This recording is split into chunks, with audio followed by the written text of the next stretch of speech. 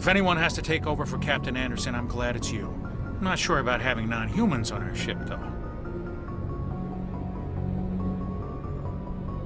How did you end up assigned to the Normandy? I signed up with the Alliance as a navigator right out of school, following in my grandfather's footsteps, I guess. My first posting was on the Agincourt. We were at Elysium during the Skyllian Blitz. A massive fleet of alien raiders hit the colony, trying to wipe it out. They had the numbers, but their ships were no match for an Alliance frigate. It was a slaughter. We couldn't even keep track of how many ships they lost. How'd you end up on the Normandy? I got my officer's commission after Elysium. Must have made an impression on the right people. Captain asked for me when he was picking his crew. Speak freely, Presley. I want to know if you have a problem with non-humans. It's not that, Commander. Humanity has always handled its own problems. Saren attacked one of our colonies. We should be the ones to stop him. We don't need their help. This is bigger than humanity. Saren's a threat to every species in the galaxy, and I'll welcome anyone who wants to help me bring him down. I guess so. Maybe I'm just stuck in the old ways of thinking. But don't worry, Commander. This won't be a problem. Carry on, Presley. Yes, sir.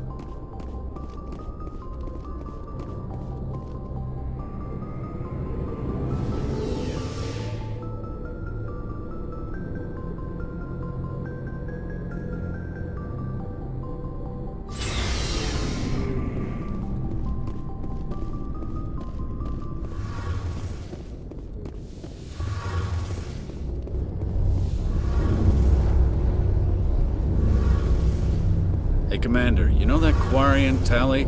She's been spending all her time down here asking me about our engines.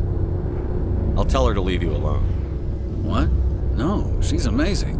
I wish my guys were half as smart as she is. Give her a month on board and she'll know more about our engines than I do. She's got a real knack for technology, that one. I can see why you wanted her to come along. I figured she'd be a real asset to the team. You've got an eye for Tali, Commander, but I'm guessing that's not why you came down here. Fill me in on the IES stealth systems. How does it work exactly? You can't hide a ship out in space. They emit too much heat and radiation. Too easy for sensors to pick them up, unless you find a way to capture those emissions. So our stealth systems trap the energy we give off in storage sinks built into the ship itself. No emissions to give away our location. Eventually the sinks have to be vented. More than a few hours silent running and they overheat. Cook us inside our own hull. There's no way for anyone to detect us? A visual scan can still pick us up. Anyone looking out a window can see us plain as day. But you have to be pretty close to get an actual visual out in space. Most vessels rely on scanners. As long as the stealth systems are engaged, they can't see us. Not unless we accelerate to FTL speeds. Why doesn't it work with faster-than-light travel? Cranking up to FTL blue shifts our emissions, pushes them into frequencies too high to capture in the sinks. As soon as we make the jump, it's like setting off a flare. Sensors can pick up our location whenever we enter or exit FTL flight, but for short-range missions, our stealth systems are amazing, and we've got the only one. Where else have you served, Adams? If you name a class of Alliance ship, I've probably served on it. Everything from dreadnoughts and carriers right down to frigates like the Normandy. My last assignment was on the Tokyo, only a cruiser, but she was a good ship. Couldn't hold a candle to the Normandy, though. I want to know more about the Normandy. She's the best ship I've ever served on, probably the fastest vessel ever designed. She's the only one using the new Tantalus drive core. What's so special about the Tantalus drive core? Proportionally, it's about twice the size of any other vessel. Not only are we faster, we can run at FTL speeds longer before we have to discharge the core. Carry on, Adams. Aye, aye, Commander. Your ship's amazing, Shepard. I've never seen a drive core like this before. I can't believe you were able to fit it into a ship this small. I'm starting to understand why you humans have been so successful. I had no idea Alliance vessels were so advanced. The Normandy's a prototype. Cutting-edge technology. A month ago, I was patching a makeshift fuel line into a converted tug ship in the flotilla.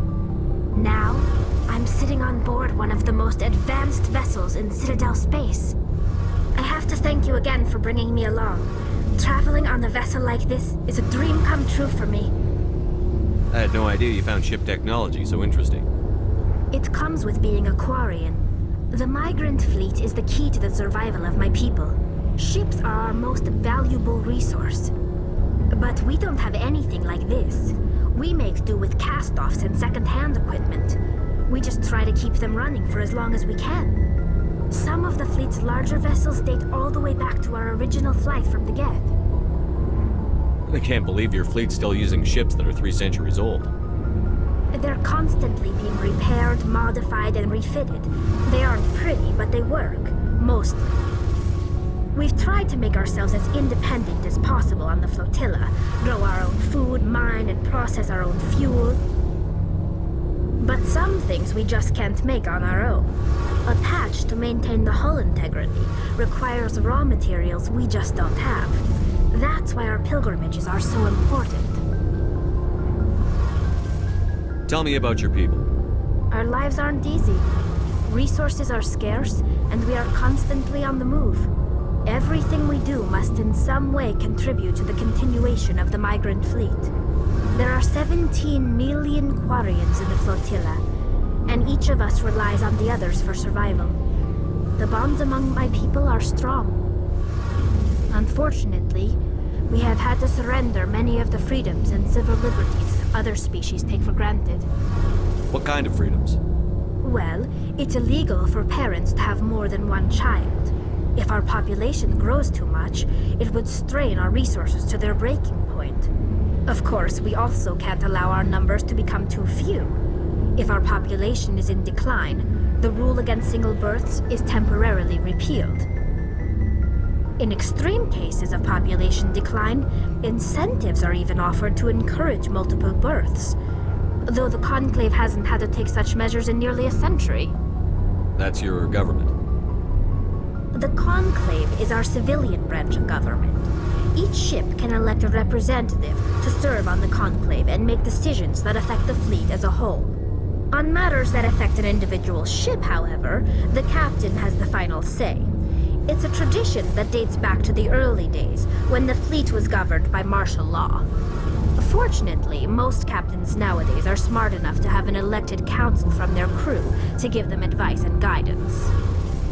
So the ultimate power rests with elected officials. In practice, the Conclave and the respective council for each ship tend to set the rules that govern our daily lives. But in theory, we are still under military jurisdiction. The 5 top-ranking military officials in the fleet serve on the Admiralty Board. These 5 have the power to overrule any decision by the Conclave in case of emergency. To do so requires unanimous agreement among the Admiralty, and they can only do this once. After that, the entire board must resign their posts. It's a safeguard that served us well. In nearly 3 centuries, the Admiralty Board has only overruled the Conclave 4 times. I want to know more about the Geth. I doubt I can tell you anything you don't already know. It's been almost 3 centuries since they drove my people into exile. All I know is the story of their origins, what they were when we created them, and how they turned on us. Interesting. The Geth were originally created to serve as an automated manual labor force. Initially, their intelligence was as limited as any VI. Over time, we made small modifications to their programming to allow them to perform more varied and complex tasks, bringing them closer and closer to true AI status. How come the Council didn't step in and stop you? This wasn't true AI research. We may have been skirting the bounds of the law, but we never did anything that was actually illegal. The changes were so insignificant, so gradual, that we were able to control them. Or so we thought. But one thing we underestimated was the power of the neural network. A million Geth thinking simultaneously created an inherently unstable matrix. So, the Geth share brain power? Many of the Geth's logic systems were designed to work in concert with other nearby Geth. Basically, the more of them you have in the group, the smarter they are. So there's some sort of group consciousness? No, nothing like that. They cannot share sensory data or information. Their programming cannot handle that much simultaneous input. Each Geth maintains an individual awareness and identity. The neural network only operates on a process-based level. It's basically the synthetic equivalent of a subconscious. But when they're in close proximity, they can coordinate low-level functional processes, freeing up more capacity for original or independent thought. That doesn't make any sense. I'm probably oversimplifying. The Geth are incredibly advanced and complex creations. All you need to know is that they get smarter when they gather in large numbers. As we built more and more Geth, their effective intelligence became more sophisticated, more abstract. One day, a Geth began to ask its Quarian overseer questions about the nature of its existence. Am I alive? Why am I here? What is my purpose? As you can imagine, this caused a near panic among my people. What did you do? It was inevitable the newly sentient Geth would rebel against their situation. We knew they would rise up against us, so we acted first. A general order went out across all Quarian-controlled systems to permanently deactivate all Geth. The Geth responded to this order violently. You can't blame them for fighting for their survival. We had no other choice. The Geth were already on the verge of revolution. By acting quickly, we had a chance to end the war before it began. The hope was that most of the Geth would still be little more than machines, incapable of organized resistance. But they had progressed much further than anyone anticipated. The war was long and bloody. Millions upon millions of Quarians died at their hands. In the end, we were forced to flee our own homeworld. We feared the Geth would pursue us, but they never came beyond the Veil. Now we drift through space, exile searching for a way to reclaim what was once ours. It's hard to feel sorry for you. Your ancestors tried to wipe out another species. We made a mistake when we created the Geth in the first place, but we did not make a mistake when we went to war against them. If we had not acted, they would have wiped us out. They're a synthetic life form. They have no use for organics. None. Why do you think they cut themselves off from the rest of the galaxy? Why do you think they've killed every organic being who's ever tried to contact them? They didn't kill Saren. What does that tell you? The Geth are not innocent victims in all this. They're the enemy. They want to destroy us. Not just the Quarians. All organic life. That's why they've joined up with Saren. And that's why we have to stop him. I want to know more about the pilgrimage. When my people reach maturity, we leave our birth ships and seek acceptance with a new crew. It's necessary to maintain genetic diversity among the fleet. But no ship wants to accept someone who will be a burden on them. So, to prove our worth, we embark on a pilgrimage. We set out alone, leaving the flotilla and our families behind us. We only return once we have found something of value we can bring back to the fleet. This is presented as a gift to the captain of the respective ship we wish to join. If the gift is accepted, we are welcomed into the crew. I can't believe they just send you off alone. It's not like they just cast us out. Before we leave, we are given lessons in how to survive outside the flotilla, and given gifts to help us on our journey. We also receive implants to fight off sickness and disease. Generations of living in an isolated and highly controlled environment have left our immune systems weaker than most. By the time we leave the fleet, we are well equipped for the pilgrimage. This is a rite of passage for all Quarians. If it were dangerous, our numbers would suffer. Virtually every pilgrimage ends with a triumphant return and the ritual presentation of the gift to one of the fleet's captains. I want to talk about something else. Like what? I should go. See you later.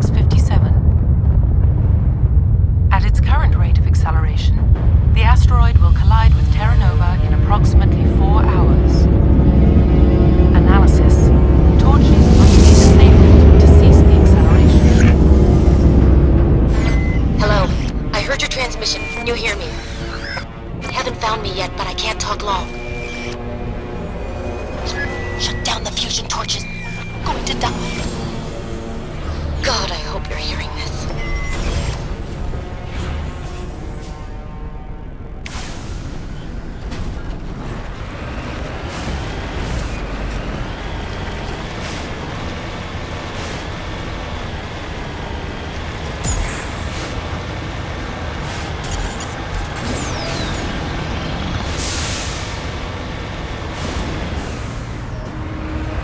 Headed in the right direction.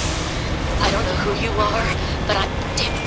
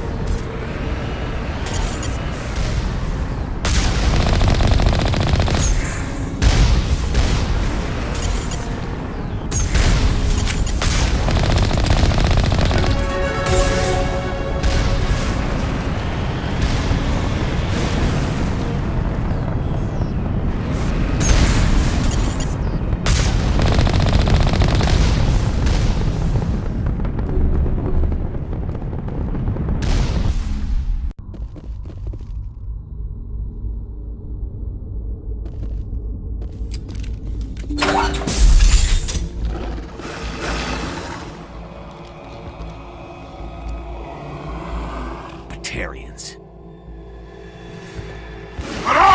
Check! Check!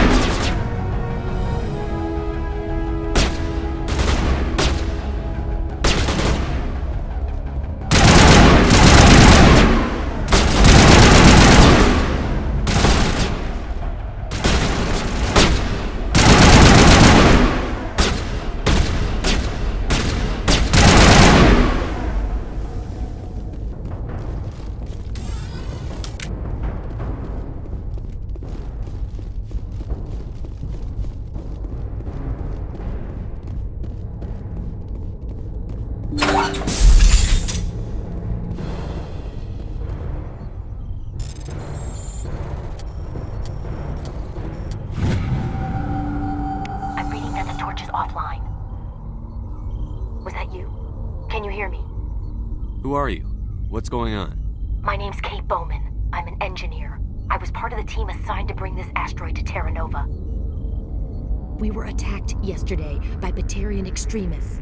I've been hiding since they arrived. I think they know the torch went out.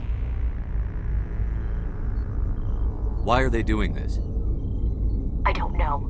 But if this asteroid isn't slowed, millions of people on Terra Nova are going to die. If I find out anything, I've gotta go. Good luck.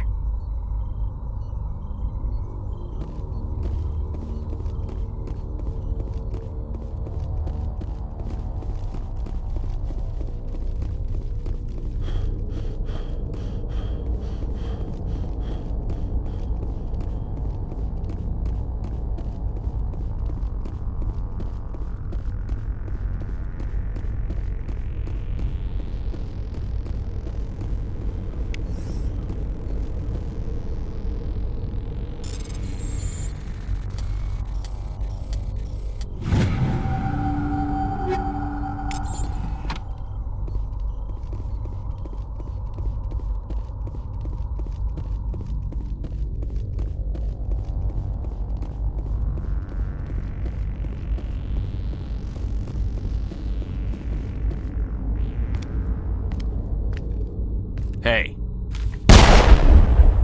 Oh God. I didn't mean to... Are you hurt? Takes more than that one shot to bring me down. Sorry. I didn't even realize you were human until... Well... Guess I'm not much of a soldier. I know you're scared, but I'm here to help. Commander Shepard, with the Alliance. Simon Atwell. I'm the chief engineer on this rock. Listen, we don't have much time. The Batarians fired up the fusion torches. You've got to shut them down before we hit Terra Nova. There are 4 million people down there, Shepard. My family, they live in Aronis. My kids and grandkids. Nice communities, good schools. I don't have time to do the math in my head. What happens if we don't stop this rock? X-57 is 22 kilometers long, twice the size of the asteroid that wiped out the Earth's dinosaurs. It would be like millions of fusion bombs striking at once. Millions. The heat of the blast. 1,000 kilometers away, clothes will ignite. There'll be global wildfires. Air shock will flatten everything for hundreds of kilometers. Terra Nova will die, Shepard. Not just our colony. The planet. There'll be a climate shift, mass extinctions. The ecosystem won't recover for thousands of years. Millions, maybe. Is there any chance it'll land in the oceans? That would be even worse. Tsunamis would sweep inland at hundreds of kilometers per hour. Millions of tons of water would be vaporized at the point of impact. Global cloud coverage. The plants could all die, and if they go, the whole ecosystem rolls over. I'd have to run the numbers, but take my word for it, it'd be bad.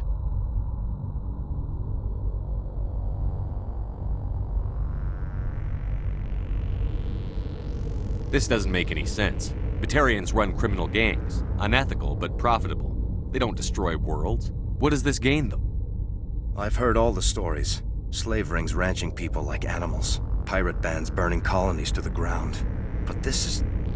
The Citadel conventions forbid asteroid drops. I never thought the Batarians would go this far. The conventions only apply to Council-aligned races. The Batarian government is a rogue state. The Batarians aren't stupid. If they made a policy of this, the Council would declare war on them. My opinion? These guys aren't backed by their government.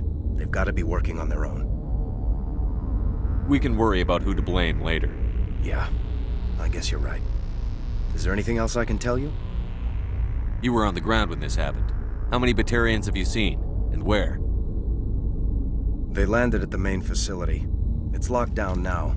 They've changed the passcodes. No idea what's going on inside. I did see groups head out to each of the torch stations. Couldn't say how many, though. Enough to give you a fight. Any idea who's behind this? Who's leading them? That might provide a clue. I heard a couple of them talking. They mentioned a Balak. It sounded like he's the one in charge. They didn't seem convinced this was a good idea, but they were scared of the guy. Scared enough to do what he wanted.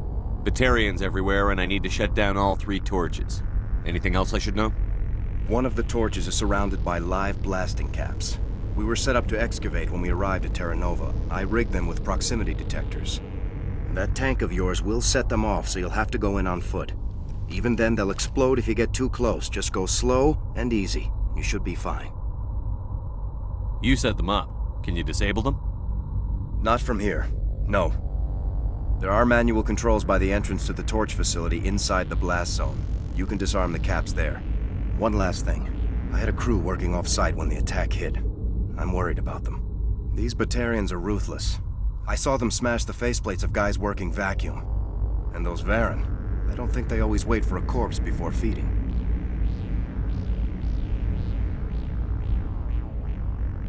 I'll look for them, but the torches have to be my priority. Yeah, you're right. Saving Terra Nova is more important than my team.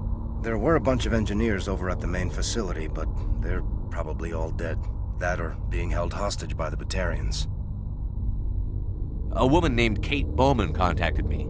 The Batarians haven't found her yet. Katie's alive. She's one of my best engineers. She signed on with her brother, Aaron, I think his name is. He's part of the security detail. I hope they're okay. Give me a worst-case scenario. We can't stop the asteroid. Could the colony be evacuated? Shepard, it took 30 years for the population to grow that large. I'm sure they're moving people to remote areas, but they'd never be able to get more than a few thousand off-world. We just don't have enough ships. No one does. Well, maybe the Quarians, but I don't see them suddenly showing up and offering us a ride. Why were you moving this thing in the first place?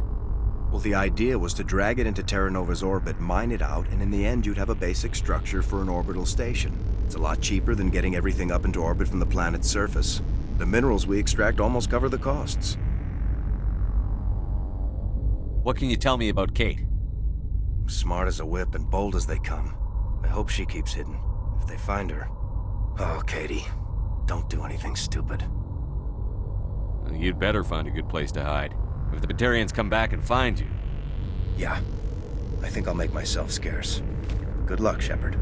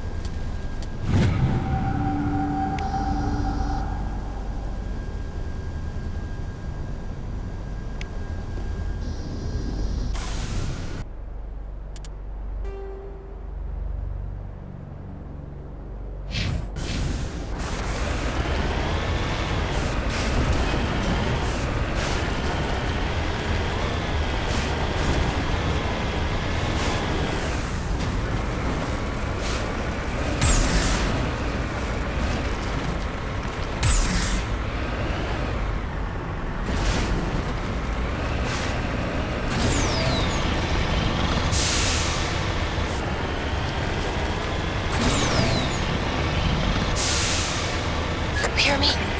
Getting all kinds of interference. Damn. Sorry. There's a lot of feedback. See if I can fix it. In the meantime, just keep doing...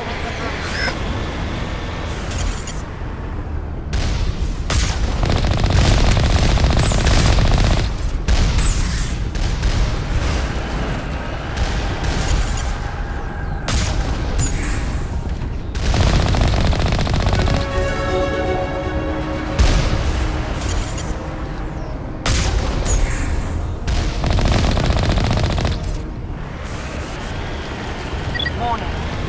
Ground-penetrating radar detects anti-vehicle demolitions nearby.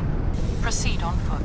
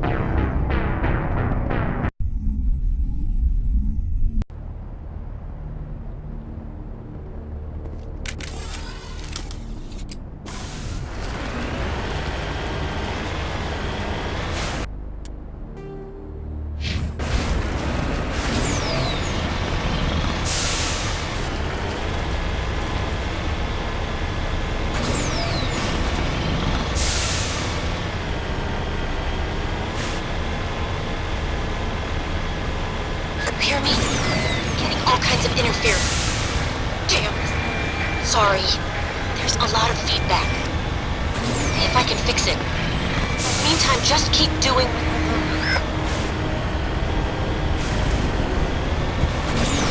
Warning. Ground-penetrating radar detects anti-vehicle demolitions nearby. Proceed on foot.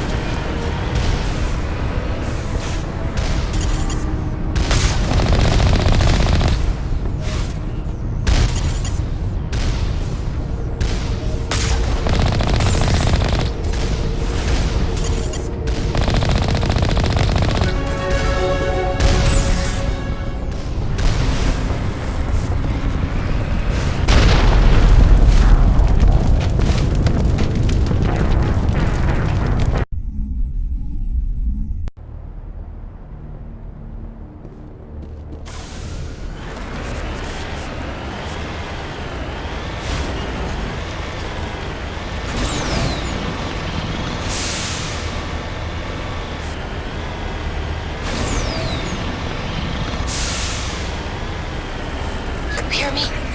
Getting all kinds of interference. Damn. Sorry. There's a lot of feedback. See if I can fix it. In the meantime, just keep doing...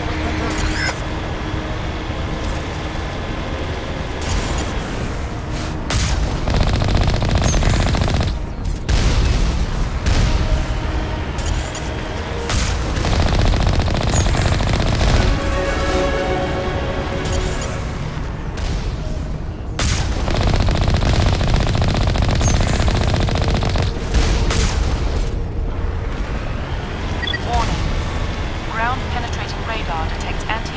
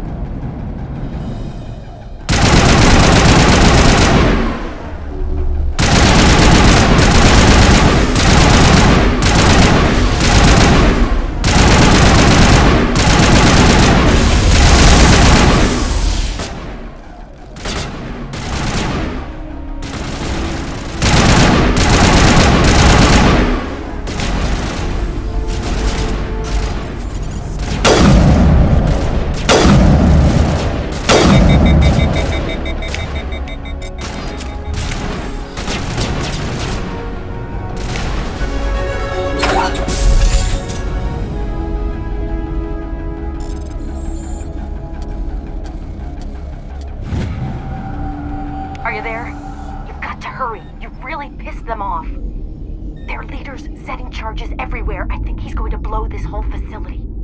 Get away from there! Don't shoot, please! No!